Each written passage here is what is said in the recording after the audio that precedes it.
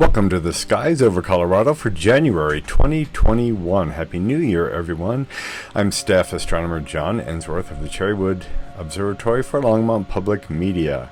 And this month we're trying out a new microphone system, so hopefully audio is much better than has been recently.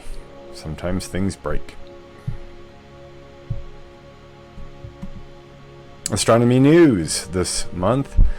The biggest story just recently is a possible signal of alien intelligence from Proxima Centauri.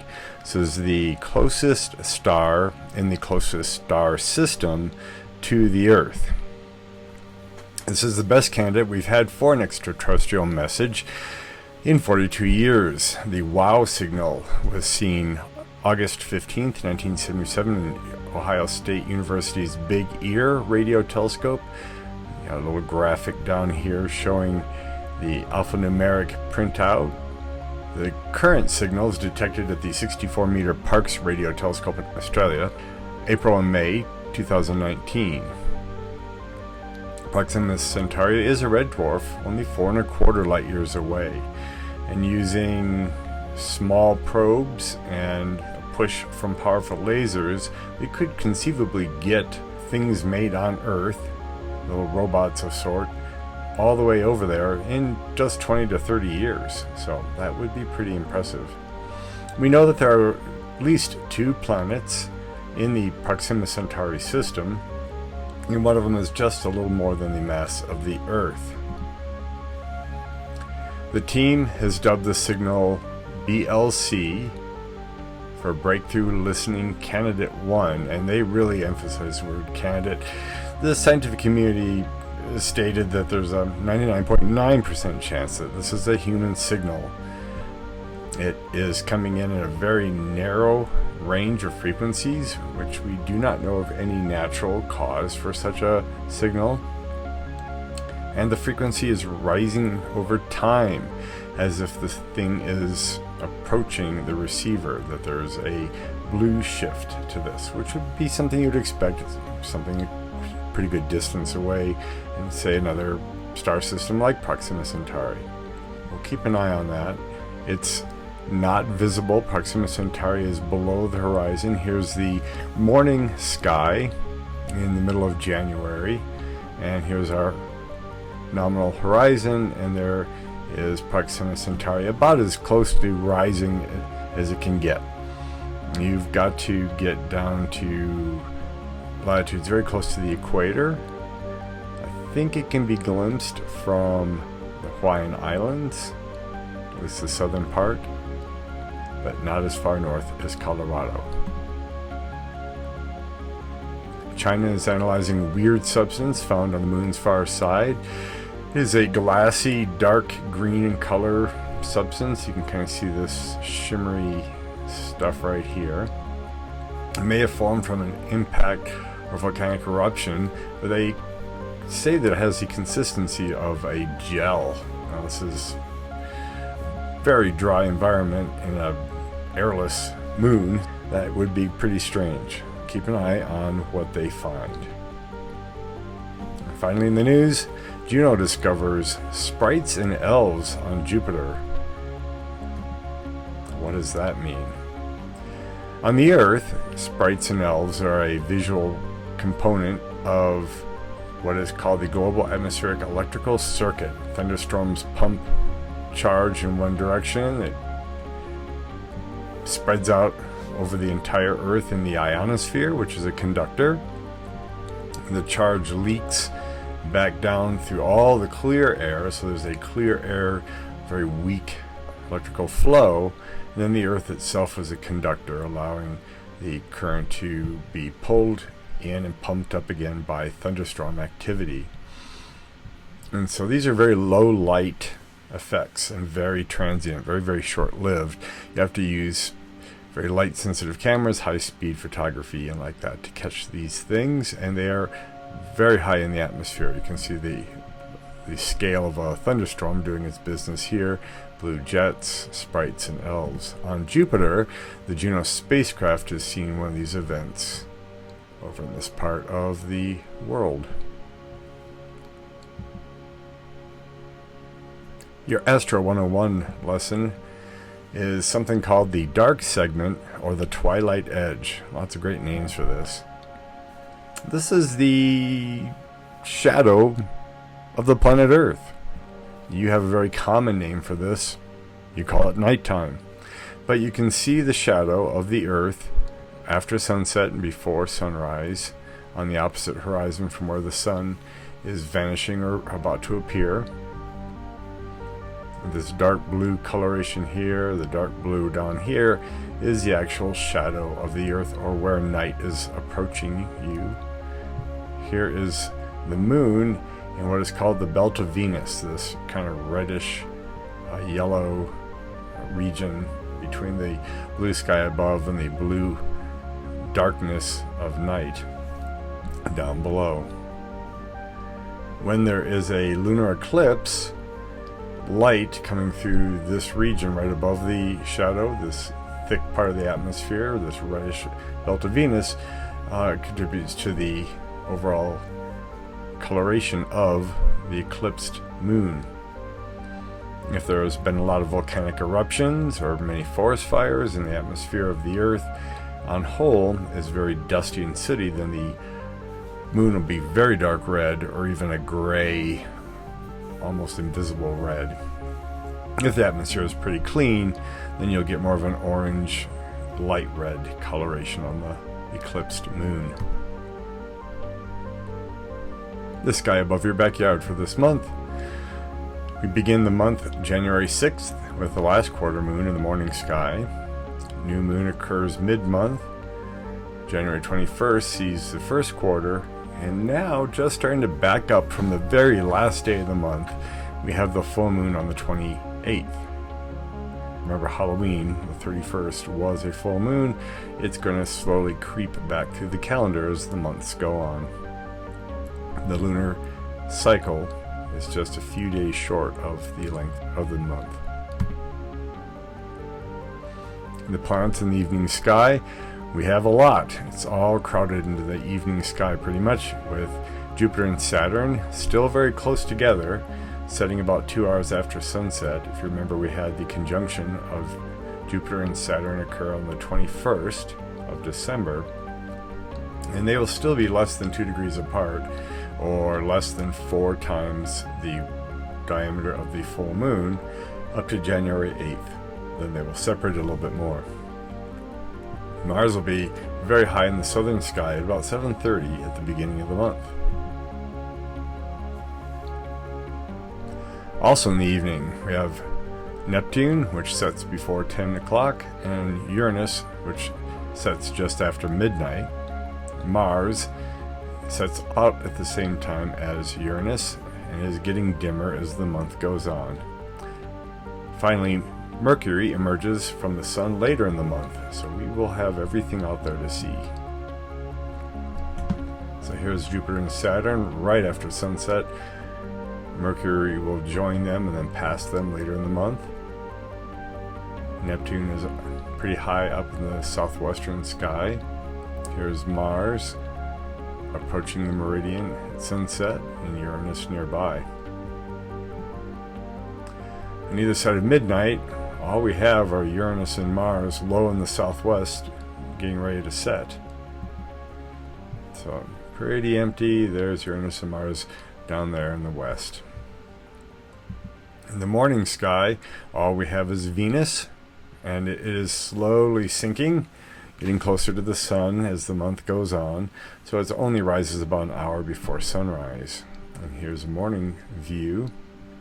Mid-month, 7:30, there's Venus low. So not only is it getting closer to the sun, the tilt of the ecliptic is keeping it closer to the horizon as well. Nothing really exciting happens with the sun, except we are closer to the sun about January 4th, January 3rd than we are any other time of the year. And yes, you heard me correctly, we are closer to the sun in January and farthest from the sun July 4th, if you remember back in the July monthly video. Sunrise January 1st starts out 7:21 and backs up to 7:08. Starting to get a little more light every day. Sunset goes from 4:46 to almost 5:20. And the altitude of the sun at local noon, it gains about 6 degrees, going from 27 degrees off the southern horizon up to 33 degrees. Your feature object this month, down in the southwestern sky where all the action's happening with planets, is the bright red star Aldebaran, not to be confused with Mars. It is giant compared to our sun. This is a 2-scale comparison. What's interesting, it's just 1.16 times the mass of our sun. So it is a red giant, 66 light years away. So the light is just about 66 and a half years old. Very close to 0 magnitude, so it is one of the brighter ones in the sky. But it is bloated to 44 times the size of our sun. And it may have a gas giant planet circling it. To find this, there's Venus and Jupiter down in the southwest. There are the Pleiades up above them. We talked about those last year. Over here is the constellation of Orion, with 3 stars in a row making the belt, and those point roughly towards Aldebaran. Not to be confused with Alderaan, Princess Leia's adopted home world. Your observing challenge this month. Take it back to meteor showers. Remember, meteor showers are made up of pretty much grains of sand, tiny bits of rock, ices, mostly left behind by comets, polluting their orbit as they circle, and we go through the orbit when the comet isn't there, and we get all these little bits burning up in the atmosphere. From the Sky and Telescope, this diagram shows the motion of the Earth around the Sun and the motion of the Earth on its axis. In the sunset, you have quicker meteors catching up with the Earth, burning up in the atmosphere, but you don't see as many as you do in the morning on the sunrise side, which is kind of like looking out the front windshield and seeing the bugs splatter against the glass. That is meteors in the morning.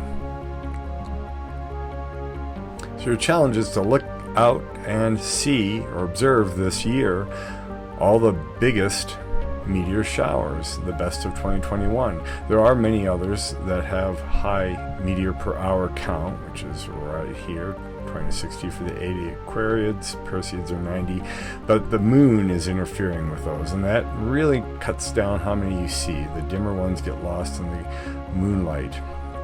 So the 80 Aquariids in May, Perseids in August, and unnamed, which is interesting to me that there's no one's named it, in the constellation Ara and the Southern Taurids.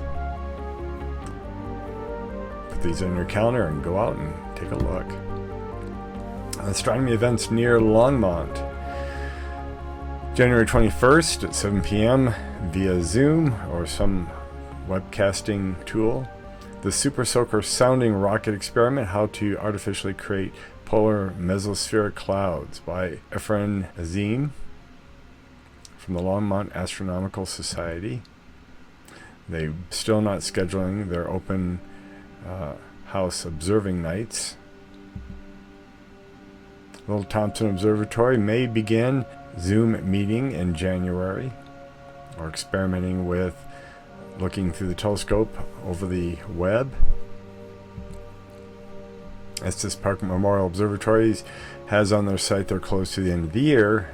Nothing as of this recording for further out. Northern Colorado Astronomical Society, January 7th.